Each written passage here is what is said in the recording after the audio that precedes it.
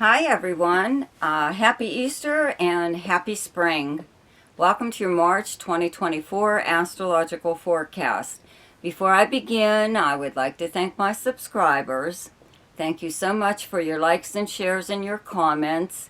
And if you are new to my channel and you like this video, please subscribe to my channel, okay? It really helps it to grow.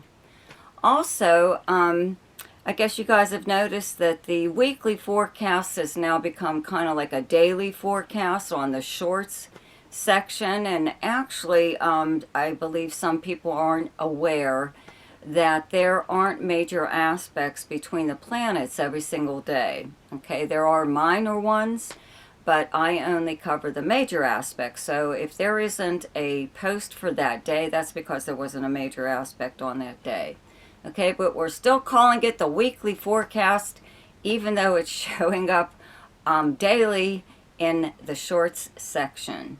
Okay, also, I am working on a video for Pluto, but YouTube, I believe, has recently changed some of their policies or regulations, and I have to kind of review them to make sure what I can say and what I can't say. Whatever, you know, Pluto is a pretty intense planet, and there's a little bit of seriousness to it, so I really would like to do it justice, but I don't want to offend anyone, okay? So now for this month's forecast here, okay? Well, the sun is obviously in Pisces, okay, up until the 19th, when it moves into Aries on the 19th, okay? Mercury starts off in Pisces this month, but ends up in Aries on the 9th, okay? There's a new moon in Pisces on the 10th. Venus moves into Pisces on the 11th, and Mars moves into Pisces on the 22nd. Okay, up until that point, Venus is still in Aquarius up until the 11th, and Mars is still in Aquarius up until the 22nd. So you got the love planets still traveling together, as they will be when they enter Pisces, okay? And there is a full moon lunar eclipse in the sign of Libra on the 25th. So now for your forecast. Hi, Scorpio. So planets are in a fellow water sign, Pisces, the majority of them anyway, right? The sun is in Pisces in your 5th house, where you have the sign of Pisces. 5th house being the house of fun, creativity, romance, gambling, speculation, any form of entertainment, games and sports, anything to do with children, right? So the sun is here up until the 19th.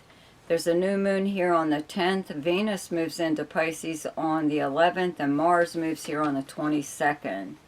Okay, so Saturn and Neptune are already here, right?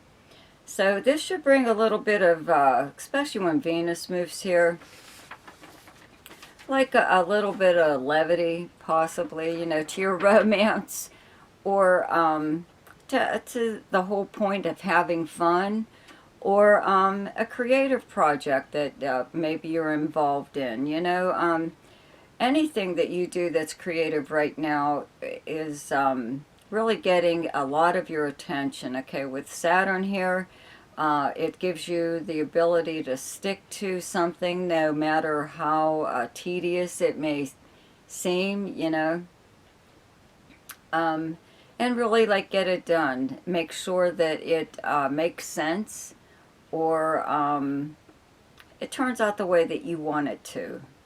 Okay. You have to excuse me. Oh, I'm going to sneeze. Sorry about that. Anyway, any kind of, relationship that you have with a child, or a romantic partner, or even possibly a collaboration that you are doing some kind of creative thing with someone else.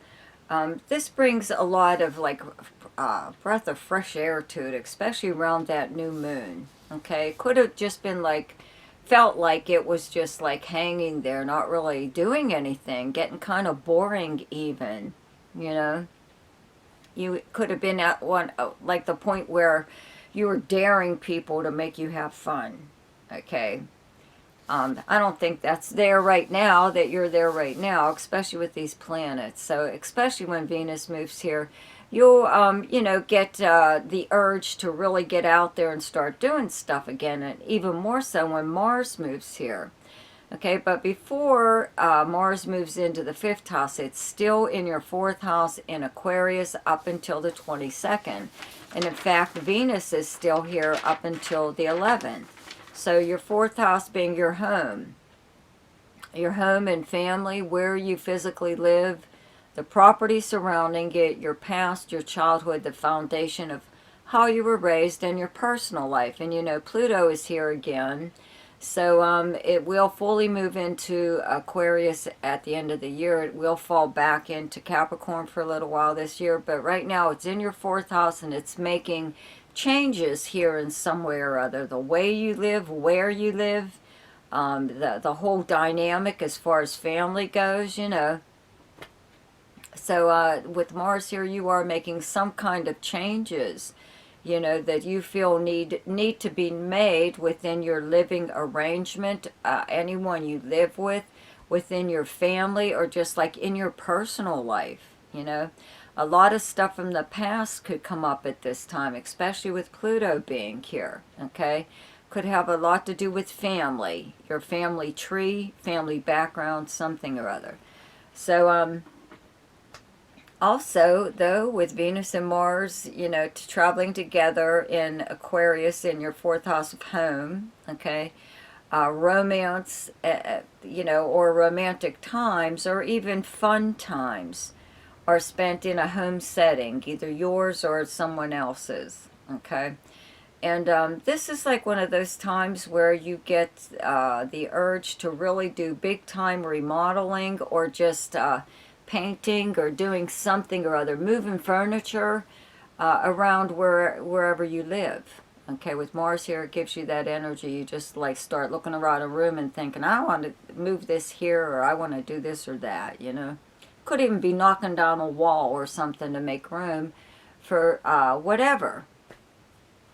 Okay, but anyways, so after, okay, the sun is in Pisces, it does move into Aries in your 6th house, where you have the sign of Aries, and Mercury is here from the 9th on, and your 6th house is the house of the kind of work that you do, the workplace, your co-workers, your work schedule. This is your house of health and your house of service to others, okay?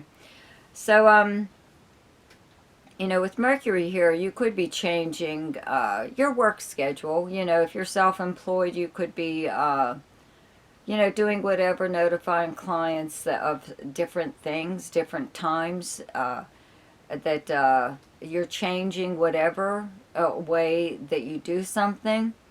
If you work for someone else, there could be, people going on vacation and whatever, and you filling in, or they filling in for you. There could also be like some kind of new policies at work, that they're introducing now, or maybe hopefully running it by everyone to see what they think about it. With the sun here, you really start to, take an interest in possibly maybe working for yourself, or some other form of work. You are interested in possibly something creative, more or less. With this Saturn and Neptune in your 5th house of creativity, you could be working on something, but it's something that's not just beautiful, it's functional.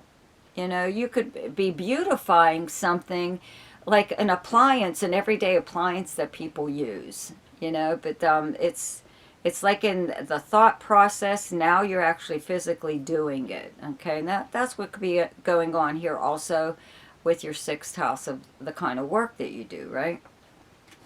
As far as your health goes, this would be a time where, it might be this time every year where you have like a checkup with your doctor. It just, the sun is in the same place the same time each year. So this is when your attention may turn to your health, or just getting a checkup, or changing your eating habits, or exercising, or doing something or other. And this also being the house of service to others, what I feel that is someone needs your help with something or other, and they ask you for a favor, and in turn offer to do something for you, so you both benefit from the arrangement. Okay, so somebody could be striking that up with you right now, proposing some kind of other arrangement with you. And this could come from a family member, could even come from a co-worker, actually anyone, but I mean, these are the people that are kind of like right there right now.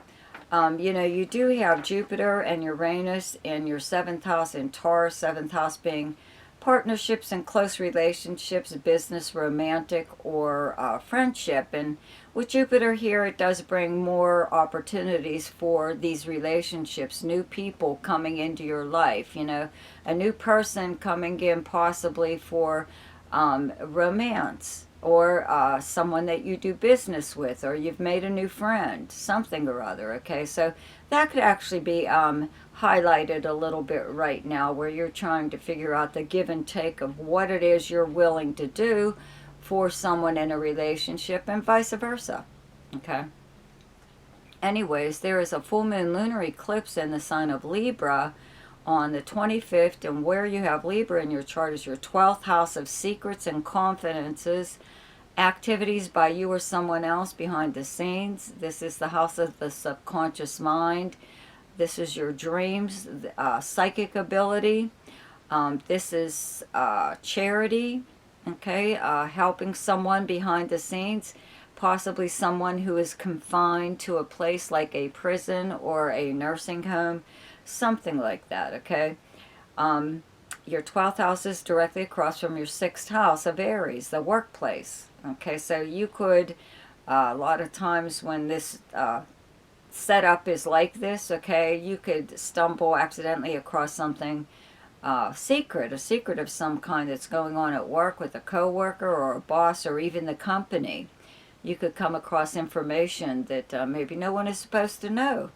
Okay, and however you come about it, it could be a surprise though too. You may not even be looking for. You may just, overhear something even. Doesn't necessarily always have to be at work either, but that's kind of like, what's going on here. Or you could hear in regards to, let's say, possibly a family member or a loved one, something in regards to their health, like you are surprised to hear that they may be suffering from something or other. Okay, so the best time to do something each month is when the moon is in your own sign, and the moon is in Scorpio on the 1st, 2nd, 27th, 28th, and 29th. The best time to lay low is when the moon is in your opposite sign, and your opposite sign is Taurus, and those dates are the 13th and 14th. The best time for romance, creativity, recreation, okay, fun, gambling, speculation, and anything to do with children is the 9th, 10th, 22nd, 23rd, and 24th. The best time for money is the 2nd, 3rd, 4th, 15th, 16th, 29th, 30th, and 31st. The best time for your career is the 19th, 20th, and 21st. And the best time for communication and travel is the 4th, 5th, 6th, 17th, 18th, and 19th. So I hope you enjoyed your forecast for March. Be sure to check out my weekly forecast, which is now daily shorts. Okay, see you later. Bye.